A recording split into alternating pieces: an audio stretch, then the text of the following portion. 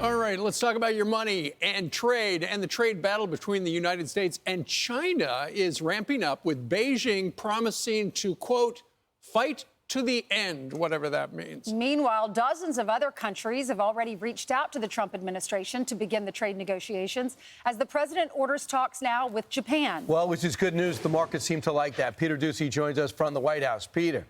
Yes, about a third of all countries on the planet that are dealing with, at a minimum, this new 10% baseline tariff are calling folks in the West Wing here asking for the way down. I tell you that there are 50, 60, maybe almost 70 countries now who have approached us. So it's going to be a busy April, May, maybe into June. President Trump is going to be personally involved in these negotiations, and he believes, as many of us do, that there's been an unfair playing field, so the negotiations are going to be tough. Well, nobody tougher than China, where officials are warning today the U.S. threat to escalate tariffs on China is a mistake on top of a mistake, and once again exposes the blackmailing nature of the U.S. China will never accept this. If the U.S. insists on its own way, China will fight to the end. And this is what Beijing is worried about. So there's the possible tariff announced Monday, 50%. You add that to the reciprocal tariff announced last week, 34%. Add that to the tariff over fentanyl trafficking that was announced in February, that's 20%.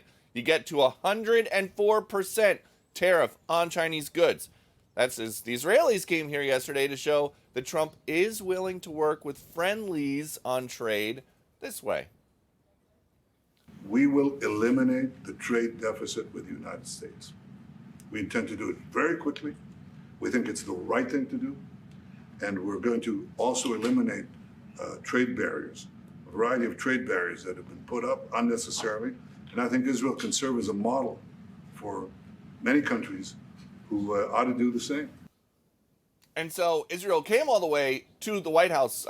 Bibi Netanyahu came all the way to the White House yesterday to talk about being a model for other countries, not to announce some kind of a grand bargain. President Trump is still dug in on these Liberation Day tariffs, and we expect to hear a full defense of that from the trade representative, Jamieson Greer, testifying before the Senate Finance Committee at 10 a.m. today. So stay tuned for that. So, Peter, did Netanyahu leave without a deal? Did he have a verbal agreement, a handshake agreement? Do you sense that they came to some type of, I guess, some type of big, beautiful deal? Yeah. I mean, is there anything done? It seems like it's more of a gentleman's agreement. As soon as there is something that they can put out that would show other countries, in fact, this is the model, this is the way, we will take the tariffs down, we would expect to hear about that right away, because President Trump has been telling us stuff with very little delay for the last 3 months, basically right away. But that is not what happened yesterday. Some kind of a gentleman's agreement. Hold on a little bit longer, friend, and we'll see you next time. Yeah. So, Peter, one of the reasons the market has been selling off like crazy, although today it looks like we're going to have a good day to start, is the president's men and women have not all been on the same page. Some are talking about permanent tariffs, which means forever, as long as this administration has a say to it, or it's just a starting point for a negotiation. And we just heard in that soundbite you played with the Treasury Secretary, Scott Bessent, he was talking about, it could be a very busy April and May. So it sounds like that's the runway. They're giving the president or at least the president is targeting until June to get it all, everybody whipped into order.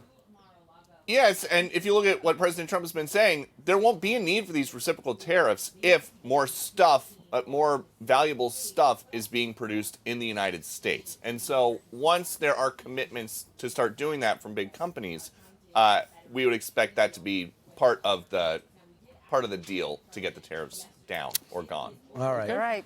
Well, Peter, we added a new word to our vocabulary, panicking. Yeah. He said, don't be weak, don't be stupid, don't be a panicking, which is a new party based on weak and stupid people. He says to be strong, courageous, and be patient. You take panic, and then you add an N. All right. Panicking. And Peter never panikins. So that's Peter panicking. Yep. Only pelicans panicking. That's what we hear. And don't bring up penguins. All right. Thanks so much, Peter.